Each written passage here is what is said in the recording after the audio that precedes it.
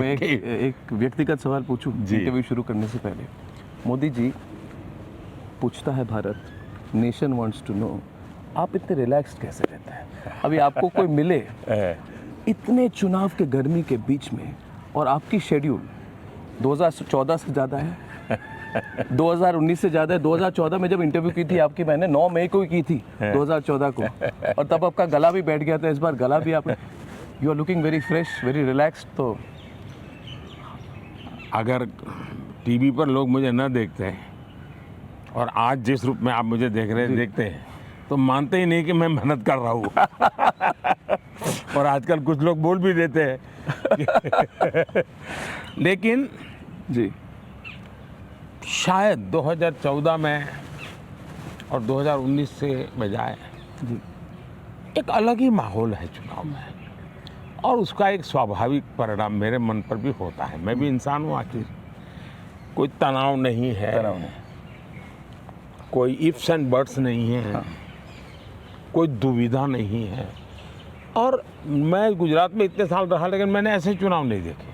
मैं सब चुनाव जीतता था, 2/3 बहुमत से जीतता था, लेकिन इतना, और इसलिए मैं कह रहा हूँ कि चुनाव मोदी निमित्त है जी। भारतीय जनता पार्टी की एक व्यवस्था है, लेकिन मेरे हिसाब से चुनाव देश की जनता ने अपने कंधे पर ले लिया है। और एक प्रकार से मैं जो कहता हूँ, मैं जाके कहता हूँ भाई मैं 2 चीज़ के लिए आया हूँ। एक, 10 साल देश को आगे बढ़ाने में आपने जो योगदान किया, तो मैं आपका धन्यवाद करता हूँ, देश आपने आगे बढ़ाया है।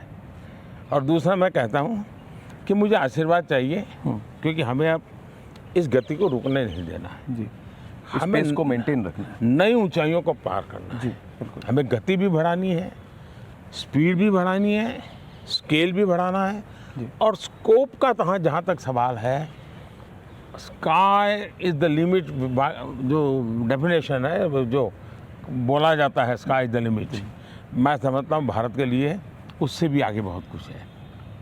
बहुत बढ़िया। मोदी जी, अभी इंटरव्यू के लिए चलें? चलिए भाई। जी, बहुत अच्छा लग रहा है आपको मिलकर, और आपने रिलैक्स लग रहे हैं। प्रधानमंत्री ji, Republic network, Republic TV, Republic Bharat, Republic Kannada और रिपब्लिक बांग्ला के सारे दर्शकों की ओर से बहुत बहुत धन्यवाद। आज ये मौका मिला है हमें 3rd और 4th फेज़ कैंपेनिंग के बीच में आपसे बात करने के लिए, तो कोशिश करेंगे जितना कवर करें। बट पहले तो बहुत बहुत धन्यवाद, आपकी इतनी बिजी शेड्यूल में आपने हमें समय दिया है आज। आपके सभी दर्शकों को भी और आपकी टीम को भी मेरा बहुत बहुत नमस्कार। ये चुनाव हम राजनेताओं के लिए तो दौड़ धूप का होता है, लेकिन शायद मीडिया जगत में, इसमें भी टीवी मीडिया के लिए तो सबसे ज़्यादा दौड़ धूप का समय होता है। लेकिन मुझे अच्छा है कि आपके कई राज्यों से जुड़ी हुई आपकी चैनल होने के कारण मुझे कईयों के साथ एक प्रकार से आज संवाद करने का अवसर मिल रहा है। मैं सबको नमस्कार करता हूँ। धन्यवाद। प्रधानमंत्री जी, पहला सवाल यह है कि आपने वेमागिरी आंध्र प्रदेश में और उसके बाद बंगाल में भी आपने कहा है, और इस बात को बहुत नोट की गई, कि आप जो गरीबों का पैसा जो भ्रष्टाचारियों ने लूटा है, आप एक कानूनी सलाह ले रहे हैं कि इसको कैसे वापस लौटाया जाए।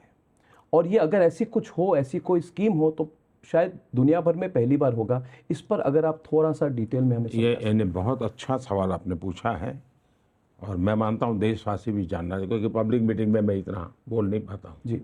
अब जैसे बिहार का मामला है, जब लालू प्रसाद जी रेलवे मिनिस्टर थे, तो उनका आरोप है कि जिन लोगों को नौकरी दी, बदले में ज़मीन ले ली है, और मामला सीबीआई में चल रहा है, मतलब कि प्रूफ्स आर अवेलेबल।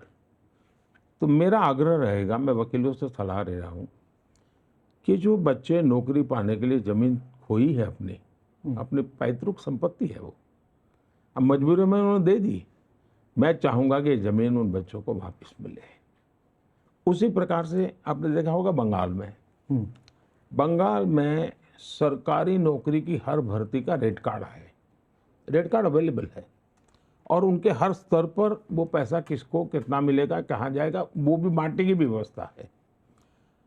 अब जो टीचर्स है जैसे, तो कुछ तो जेन्युइन है, तो उनको मदद करने के लिए ऑलरेडी हमने एक लीगल सेल बना दिया है।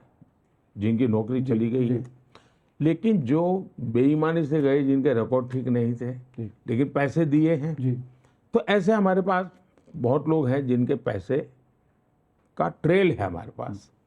और पहले भी हम करीब 17,000 करोड़ रुपया ऐसे जिनके लूटे गए थे उनको लौटा चुके हैं, उन्हीं को। अब केरल में देखिए, कोऑपरेटिव बैंक का इतना बड़ा स्कैम, अब वो तो middle class, lower middle class family के पैसे हैं, बेचारों ने जिंदगी भर मेहनत करके बैंक में पैसा रखा था। ये कम्युनिस्ट पार्टी का वहाँ सारा बैंकों पर कंट्रोल है। उन्होंने अनाप शनाप उन पैसों से व्यापार किया, पैसे डुबो दिए, लूट लिए। अब वो उनका क्या? तो मैंने इनकी सारी की प्रॉपर्टी अटैच की हुई है, इन सारे नेताओं की भी, बैंक की भी। अब मैं उस पैसे उन गरीबों के जो डूबे हैं लौटाना चाहता हूँ, तो मैं लीगल एडवाइस लूँगा। लेकिन ऐसे कई केसेस हैं जिसमें ट्रेल मिलता है कि हाँ, इस आदमी ने इस काम के लिए इनको पैसा दिया। तो विक्टिम जो है, अक्यूज्ड है, दोनों को जाना जाता है। हाँ, ट्रेल भी है। और इसलिए बड़ी आसानी से संभावना है। तो अब तक हम अलग अलग बाबत विषयों में 17,000 करोड़ रुपये, ये देश में नहीं दुनिया में भी शायद पहली घटना होगी, 17,000 करोड़ रुपये हम वापस दिए थे। और मैं तो चाहता हूँ कि मीडिया ने इसकी चर्चा नहीं की, वरना ये इतना बड़ा महत्वपूर्ण विषय है, सबसे बड़ा। क्योंकि चर्चा ये तो होती है, चोरी होती है जो वो जेल चला गया, लेकिन गरीब का क्या? मैं गरीब को देना चाहता हूँ। नहीं, बहुत बड़ी सोच है। क्या आपको लगता है तीसरे कार्यकाल में आप ये कर पाएंगे राष्ट्रीय स्तर पर? ऐसा है, मैंने किया तो एक सक्सेस स्टोरी है जी, एक्सपीरियंस है। लेकिन हर चीज़ में लीगल एडवाइस लेनी पड़ती है। मैं हवा में गोली नहीं चला सकता, लेकिन 17,000 करोड़ रुपया देने के कारण मेरा विश्वास है कि मैं दे पाऊंगा। और दूसरा, हमारे पास यानी हमारी एजेंसीज के पास करीब 1.25 करोड़ रुपए के जमा पड़े हैं जी, लूटे हुए इनके जी। ये आप देखते होंगे टीवी पर, नोटों के पहाड़ के पहाड़ मिल रहे हैं जी। ये किसी को तो है ना, और गरीब आदमी के ही होते हैं जी, मिडिल क्लास फैमिली के होते हैं, तो उनका हक है, उनको वापस मिले।